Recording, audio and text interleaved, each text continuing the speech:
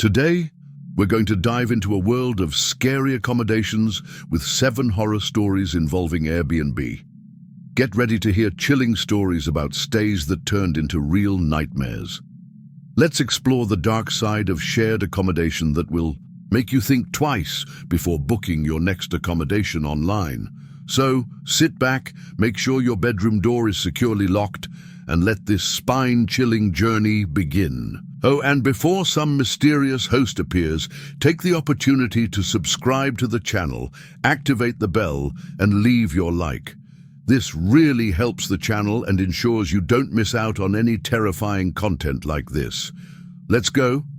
Mess. The observant host Megan, a 32-year-old psychologist, and Ryan, a 34-year-old software engineer, had booked a charming Victorian apartment in Edinburgh's historic Newtown neighbourhood to celebrate their 5th wedding anniversary. The apartment, listed by a host named Malcolm, had impeccable reviews and stunning photos. It looked perfect, Megan later reported. Authentic, well-located, and with that Scottish charm we were looking for. When they arrived, they were greeted, not by Malcolm, but by an assistant named Claire, who explained that the owner was traveling. She handed over the keys, provided basic information, and quickly left, behavior the couple found slightly strange, but not alarming. On the second day of their stay, while Ryan was showering, Megan noticed something disturbing in the master bedroom. A small reflection in the ornate frame of the Victorian mirror. Upon closer inspection, he discovered a micro camera cleverly integrated into the design. My stomach sank, Megan described. As a psychologist, I immediately thought about the implications, not just the violation of privacy, but the type of person who would install something like this. Without immediately alerting Ryan, Megan began a methodical inspection of the apartment, using her cell phone's flashlight to look for suspicious reflections. Within an hour, it had identified 7 devices, in the bedroom, bathroom, living room, and even targeting the kitchen table and sofa.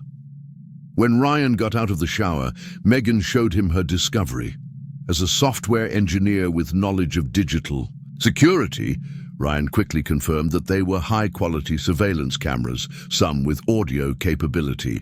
The most disturbing thing, Ryan explained, was that they didn't look like amateur installations. They were professional, hooked up to some kind of remote transmission system. The couple considered leaving immediately, but it was nearly midnight, and their alternative lodging options were limited. They decided to cover the identified cameras and contact the police in the morning. Overnight, as they reviewed the apartment's reviews in more detail, they noticed a disturbing pattern. While all were positive, several mentioned minor technical issues or necessary maintenance that caused the host to enter the apartment during guests' stay. Even more disturbing, Ryan discovered that, contrary to what the profile suggested, the apartment had not been listed for just 2 years, but for almost 7 years under different usernames. In the morning, as they waited for the police, Megan noticed a book on behavioral psychology on the shelf that had caught her eye the day before.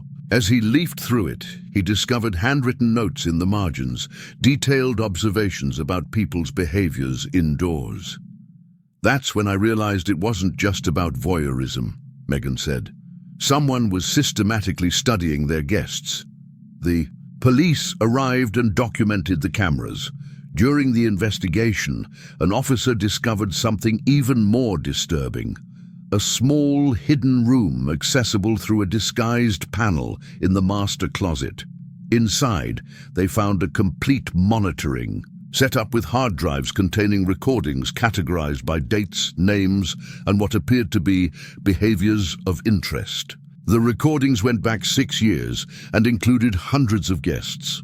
More alarmingly, some folders were marked with color codes and contained detailed notes about sleep patterns, private discussions, and even reactions to stimuli, small environmental manipulations like temperature changes, nighttime sounds, or moved objects.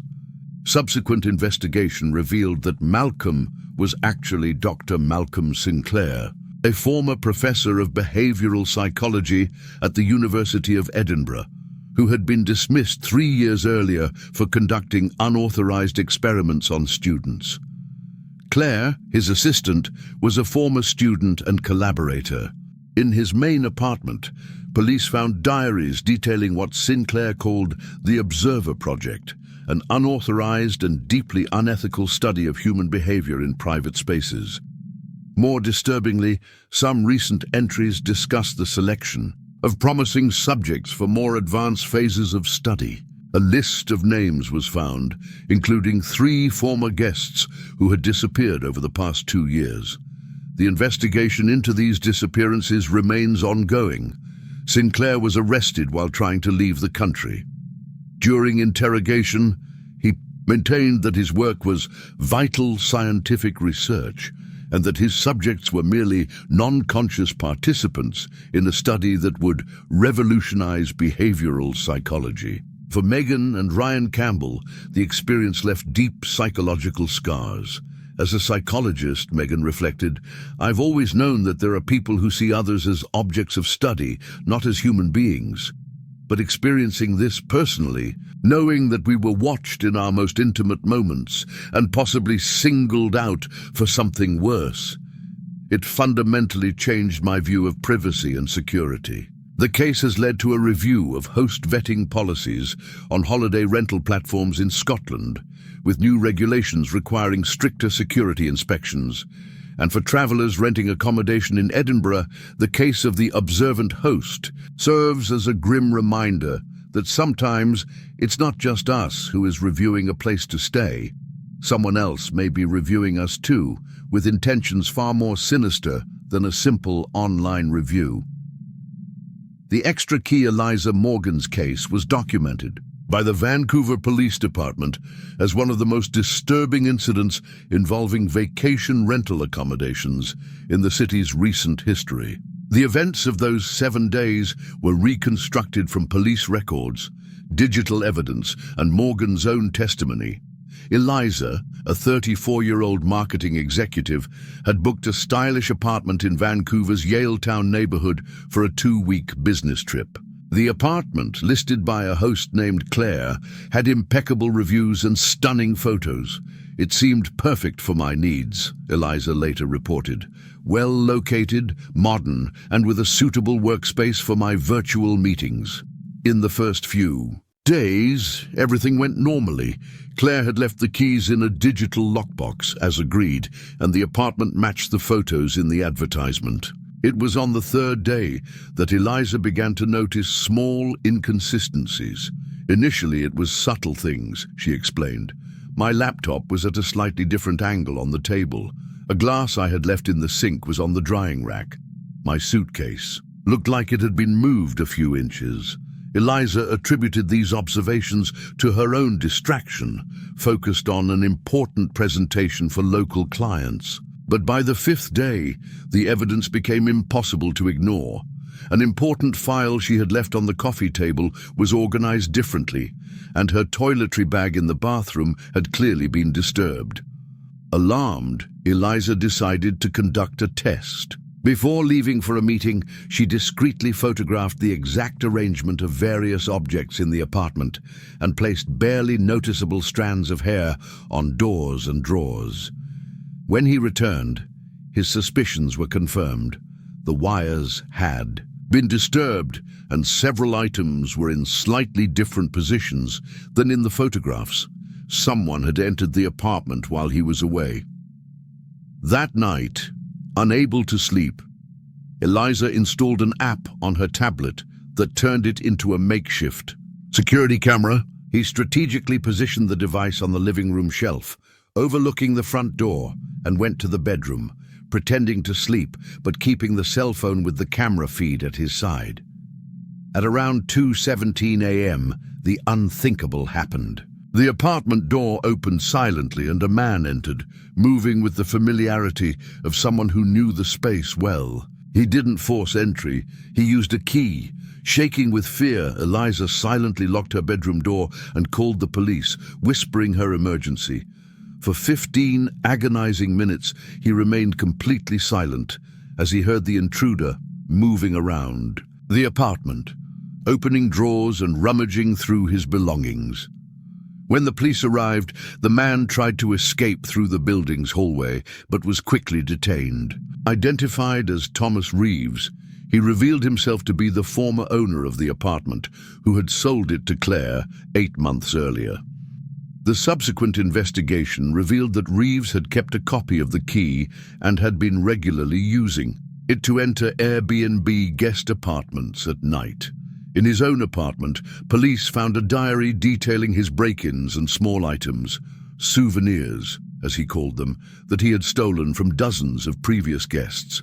More disturbing still, photographs were found of sleeping guests taken during their nocturnal forays, including several of Eliza from previous nights. Claire, the current owner, was horrified to discover what had happened. She admitted that she had never changed the locks after purchasing the apartment, assuming that all the keys had been handed over during the transaction. For Eliza Morgan, the experience left deep psychological scars. The most disturbing thing, she reflected, is thinking about how many nights he was there, watching me sleep, going through my things, invading my personal space. The idea that someone could violate your privacy like that, in a place where you should feel safe, is absolutely terrifying. The case has led to a review of security policies on vacation rental platforms in Vancouver, with new regulations requiring checking and changing locks between owners. Thomas Reeves was convicted of trespassing, voyeurism and theft, receiving a 3-year prison sentence. During his trial, psychiatrists diagnosed an obsessive disorder related to his old apartment, which he claimed still belonged to him in spirit. And for travelers using vacation rental services in Vancouver and beyond, the extra key case serves as a grim reminder of the importance of checking the security of accommodations and being alert to signs that your privacy may be being compromised. The locked basement Lauren and Michael Harlow, 29 and 32-year-old American tourists, had booked a charming stone house on the outskirts of Edinburgh for a week's holiday. The property, listed by a host called Douglas, was a detached Victorian building with stunning views of the Scottish countryside. The house was exactly like the pictures, Lauren later reported.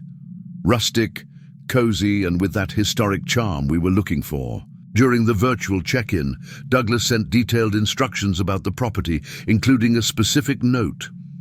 The door in the kitchen hallway leads to the basement. It is locked for structural safety reasons. Please do not attempt to open it, under any circumstances.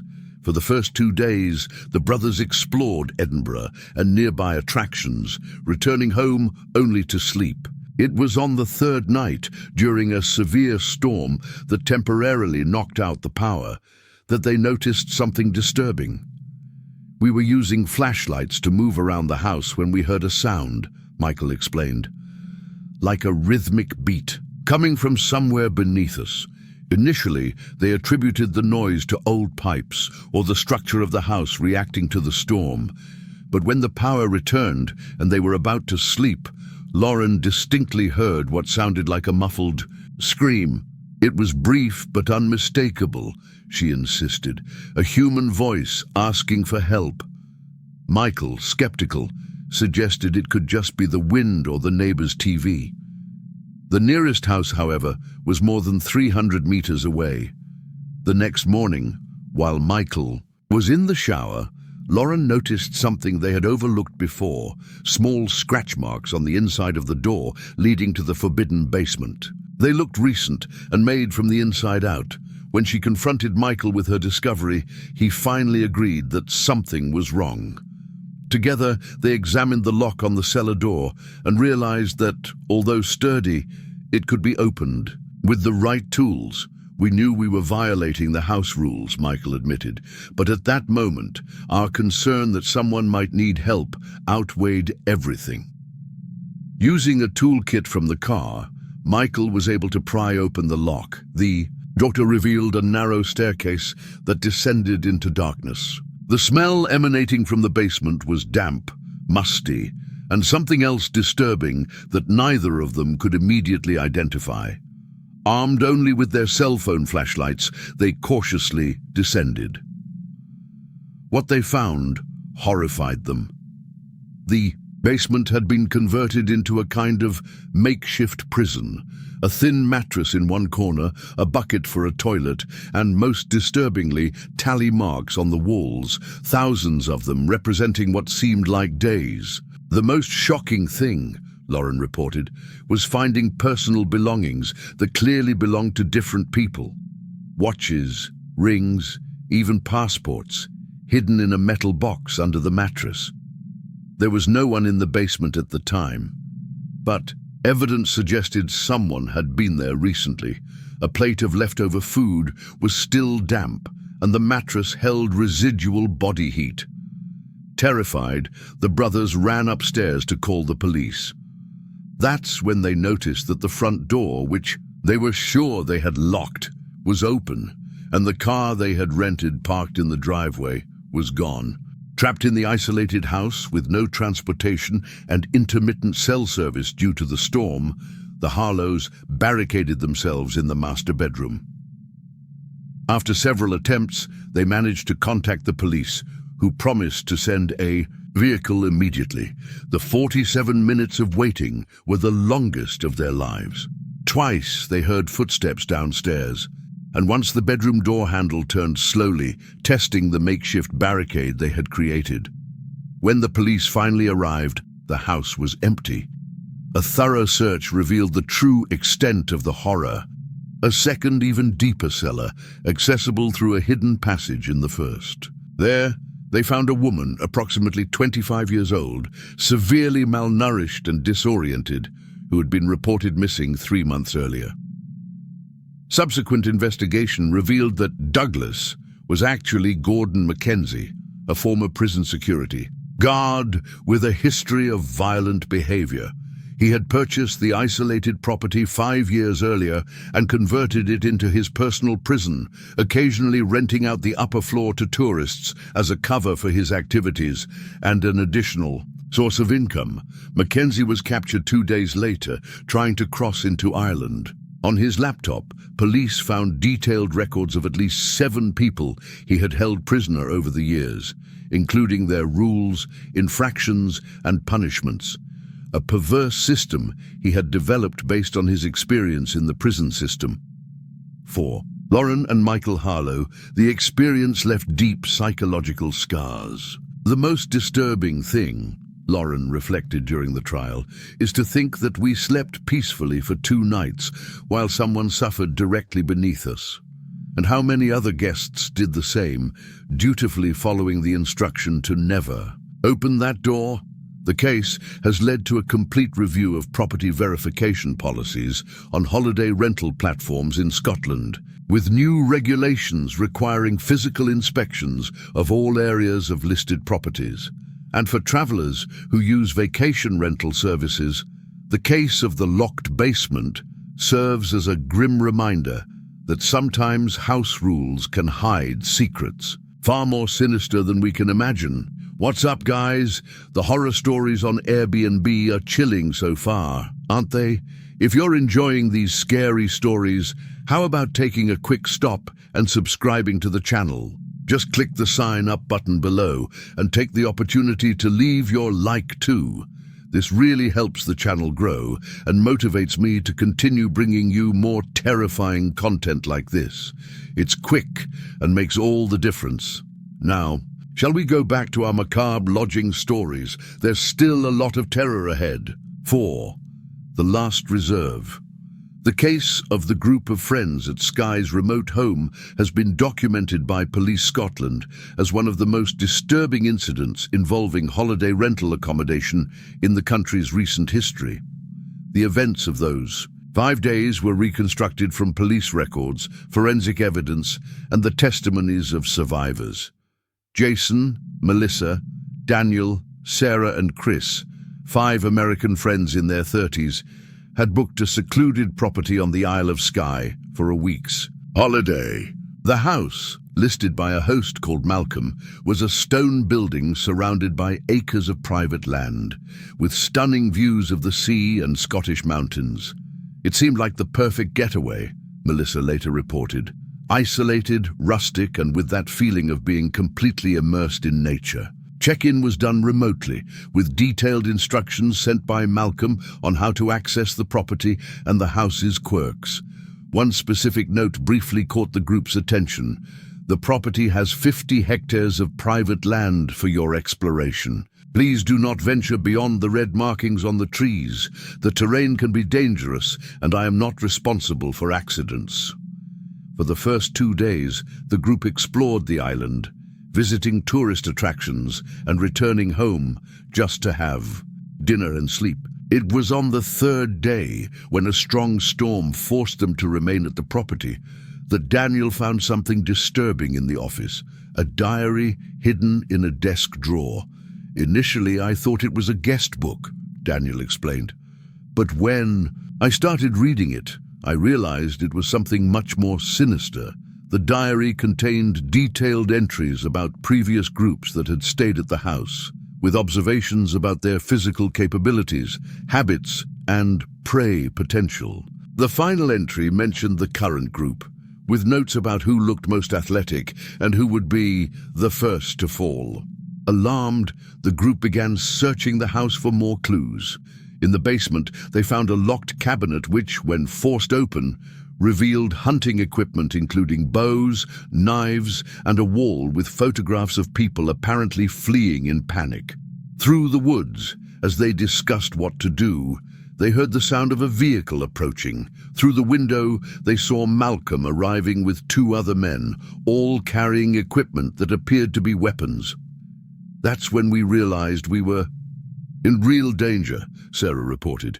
It wasn't just a sick game in someone's mind. They were actually coming for us. The group quickly gathered supplies and fled through the back of the house, entering the dense forest that surrounded the property. Through the diary, they had discovered that Malcolm and his associates gave their victims a few hours' head start. Before beginning the hunt, a wicked game where guests were chased like animals, the storm continued, making navigation almost impossible. The group was involuntarily split when Chris and Jason were separated from the others during a creek crossing. Over the next 48 hours, the group struggled to survive the harsh conditions while being systematically hunted. Chris was the first to be captured, found by hunters when he tried to reach the main road. The others discovered markings on the trees, not the red ones mentioned in the instructions, but ancient symbols that, they later discovered, were traditionally used by Scottish hunters to communicate information about prey. Sarah managed to reach a neighboring farm and alert authorities. When police arrived at the property, they found evidence of multiple previous hunts, including personal belongings of guests who had been reported missing over the past 3 years. Malcolm and his accomplices were captured trying to leave the island. The investigation revealed that they had been using the vacation rental platform to carefully select their victims, always groups of friends, always in low-season times when there were fewer tourists on the island, always people who didn't know the region well. For survivors, the experience left deep psychological scars. The most disturbing thing, Melissa reflected, was realizing that we were chosen, studied, and lured there specifically to be hunted. They reviewed guest profiles, selected them carefully, and then watched us for days before starting their game. The case has led to a review of host verification policies on holiday rental platforms in the UK, with new regulations requiring stricter background checks. And for travelers seeking remote accommodations, the case of the last reserve serves as a grim reminder that sometimes the true danger lies not in the wilderness, but in the intentions of those who invite us to enjoy it. The helpful neighbor.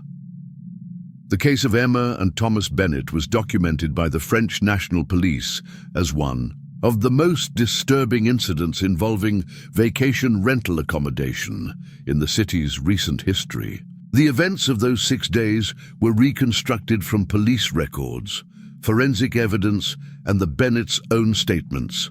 Emma, a 31-year-old French teacher, and Thomas, a 33-year-old architect, had booked a charming apartment in Lyon's historic Croix-Rousse neighborhood to celebrate their third wedding anniversary. The apartment, listed by a host named Pierre, had excellent reviews and charming photos. When they arrived at the address after a delayed flight, it was already past 10 p.m. Despite being warned about the delay, there was no sign of Pierre.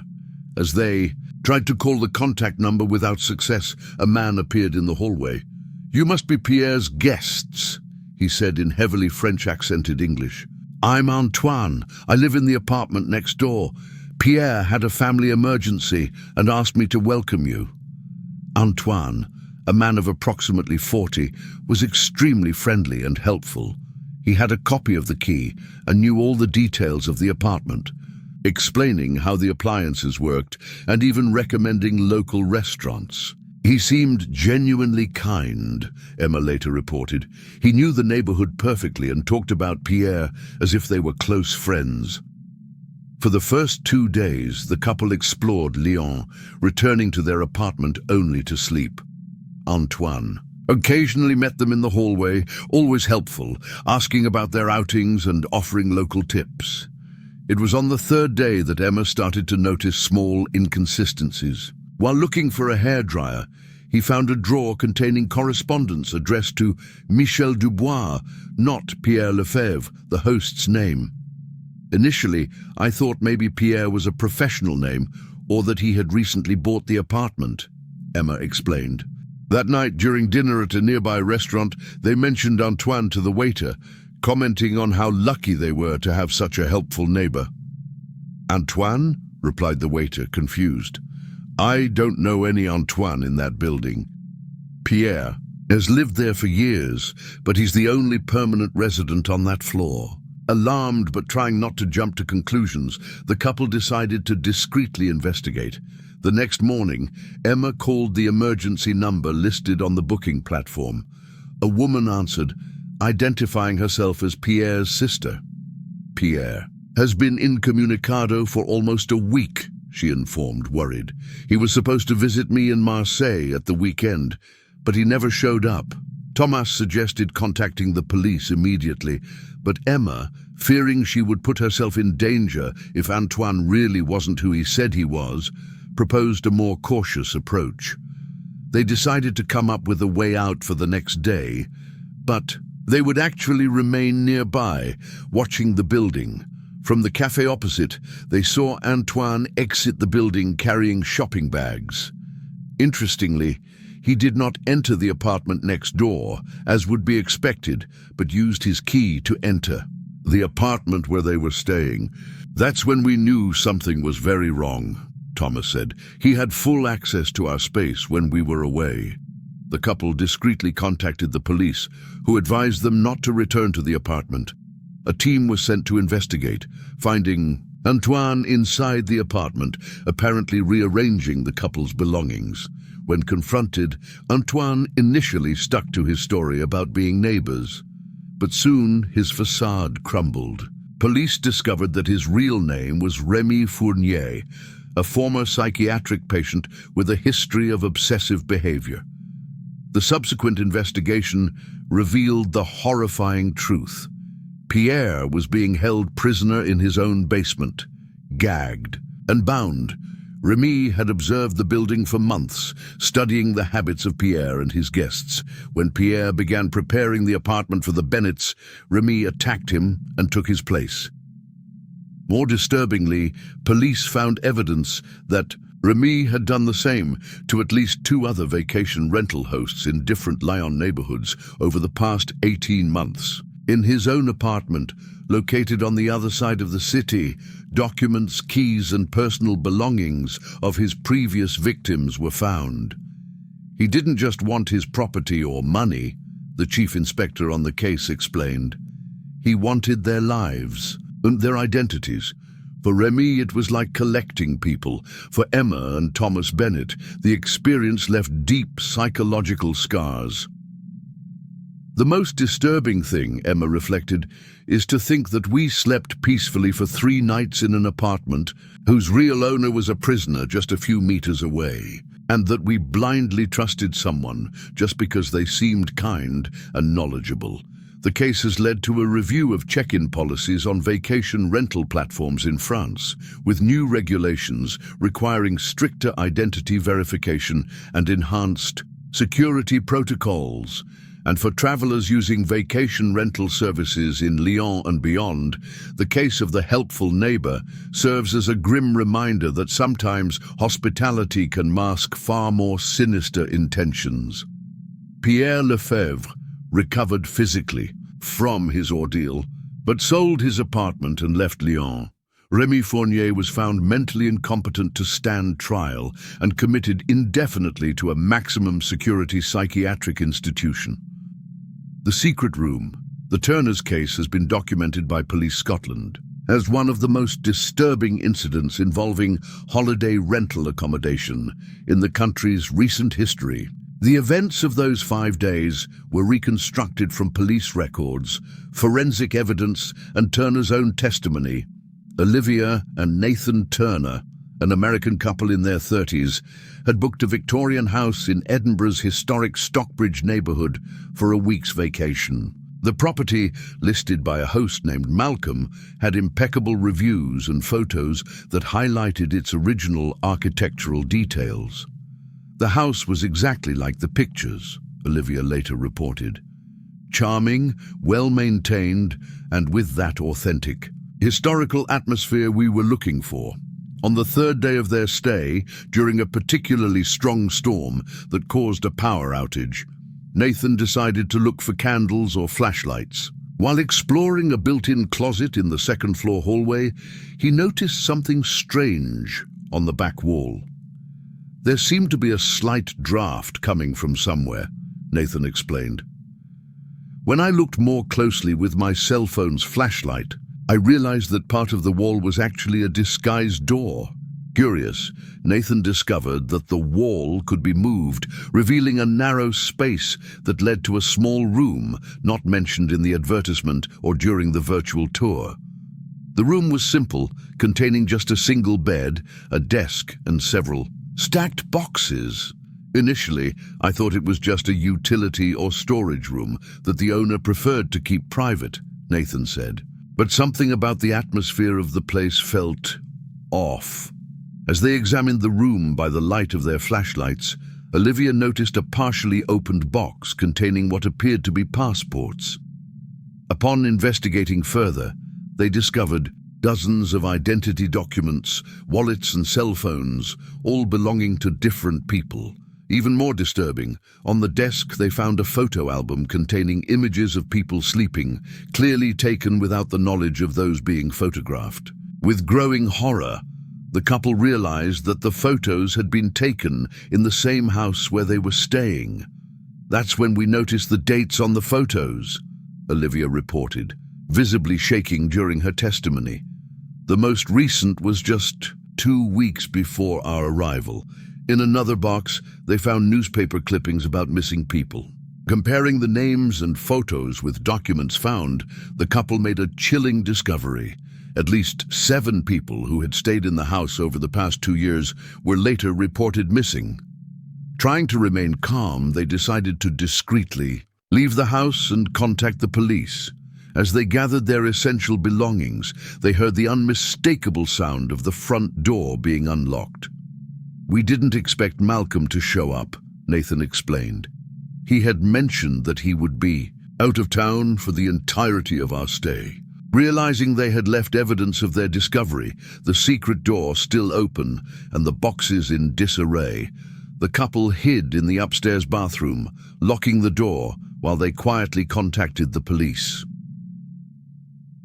For the next 22 agonizing minutes, they remained in absolute silence, listening to footsteps moving methodically through the house. At one point, the bathroom handle turned, followed by soft knocks. "I know you're in there," said a calm voice from the other side of the door. "And I know what they found. We don't need to make this any more complicated than it already is. When the police finally arrived, Malcolm tried to escape through the back of the property, but was quickly arrested. Subsequent investigation revealed his real name, Ian McAllister, a former nurse with a history of obsessive behavior. A thorough search of the property revealed a second secret room in the basement, containing even more disturbing evidence: surgical tools, preservation chemicals, and what investigators described as the victim's trophies. Forensic analysis has linked McAllister to the disappearance of at least 9 people over the past 3 years, all of whom had stayed at his property through vacation rental platforms. He carefully selected his victims, the chief detective explained during the trial. Always solo travelers or couples without children, always people from outside the country who wouldn't be immediately sought out locally. For Olivia and Nathan Turner, the experience left deep psychological scars. The most disturbing thing, Olivia reflected, is to think that we slept peacefully for 3 nights in a house where people had literally disappeared. How many of them discovered the secret room like us, but weren't lucky enough to escape? The case has led to a complete review of property verification policies on holiday rental platforms in Scotland, with new regulations requiring physical inspections and accurate floor plans of all listed accommodation. And for travelers using vacation rental services in Edinburgh and beyond, the case of the secret room serves as a grim reminder that sometimes the most charming historic homes can hide secrets far more sinister than mere ghosts of the past. Ian McAllister was sentenced to life in prison without the possibility of parole. The search for the victims' bodies continues, with investigators focusing on rural properties formerly connected to McAllister on the outskirts of Edinburgh. The last night, the case of Airbnb guests in Darlinghurst has been documented by New South Wales Police as one of the most disturbing incidents involving holiday rental accommodation in the city's recent history. The events of those 2 weeks were reconstructed from police records, digital evidence, and the testimonies of survivors. Mark and Sarah Chen, an American tourist couple in their 30s, had booked a stylish apartment in Sydney's Darlinghurst neighbourhood for a 2-week stay.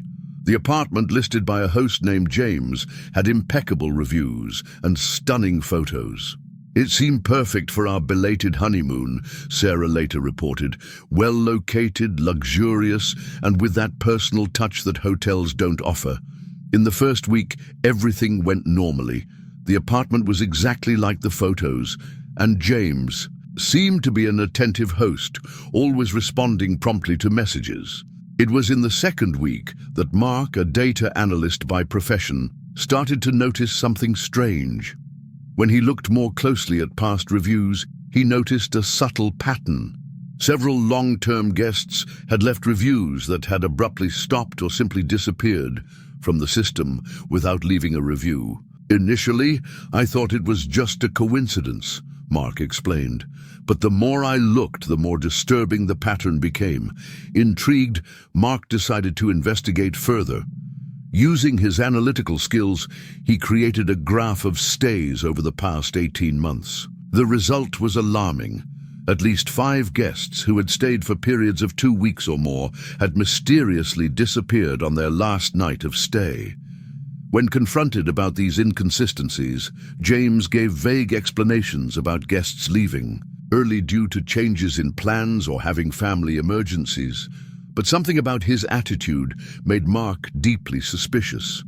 Sarah, initially skeptical of her husband's concerns, began to share her uneasiness when she noticed small changes in James's behavior. The host, previously distant and respectful, began to appear more frequently in the building, always with plausible excuses.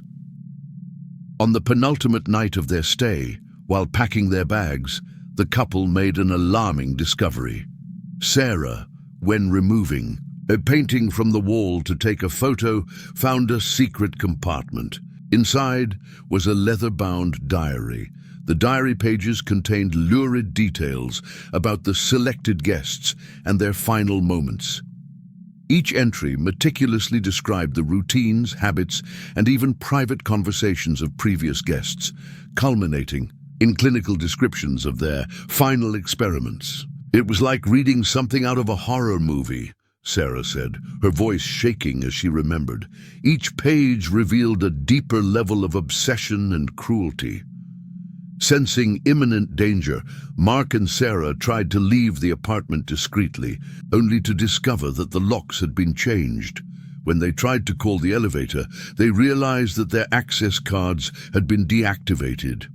It was at that moment that James appeared in the hallway, his friendly countenance replaced by an expression of cold curiosity. "I see you found my diary," he said calmly. "I was hoping I could wait until tomorrow, but I suppose we can start our experiment a little earlier." James admitted that Mark and Sarah were the chosen ones this time for his experiment. He explained that he had spent years studying how people react in situations of extreme stress and isolation. What followed was a night of terror. James had turned the apartment into an elaborate trap, with hidden cameras and locking devices on all the exits. Mark and Sarah struggled desperately to find a way to escape, while James watched them through a monitoring system. Salvation came when Amy, a teenager from the apartment next door who had befriended Sarah, heard the screams and managed to pass her own cell phone to the couple through a window, allowing them to tell the police. The arrival of authorities triggered a tense standoff, with James threatening to detonate explosives he had set up. After hours of negotiation, a tactical team managed to break into the apartment and subdue James. The investigation revealed the true identity of James. Dr. Alan Pritchard, a former renowned psychologist expelled from the academic community years earlier due to unethical experiments. At the apartment and a nearby warehouse, police found evidence linking Pritchard to the disappearances of at least a dozen people over the past 3 years. For Mark and Sarah Chen, the experience left deep psychological scars. "The most disturbing thing," Sarah reflected during the trial, "is thinking about how many people have disappeared without a trace. Their stories ending abruptly in that apartment, without anyone noticing the pattern." The case led to a complete review of host verification policies on vacation rental platforms in Australia and internationally. New regulations have been implemented, requiring stricter background checks and systems to detect suspicious patterns. Alan Pritchard was sentenced to multiple life sentences without the possibility of parole. The search for evidence about the fate of his previous victims continues, and so we come to the end of our 7 horror stories involving Airbnb. So, what did you think? Which story gave you the most goosebumps? Will any of them make you double-check? Reviews before making your next reservation? Tell me in the comments which one was your favorite. If you enjoyed this dive into the terrifying world of shared hosting, don't forget to leave a like. This really helps the channel grow and motivates me to keep bringing more scary content like this. And if you are not yet registered, take the opportunity now to sign up and activate the bell.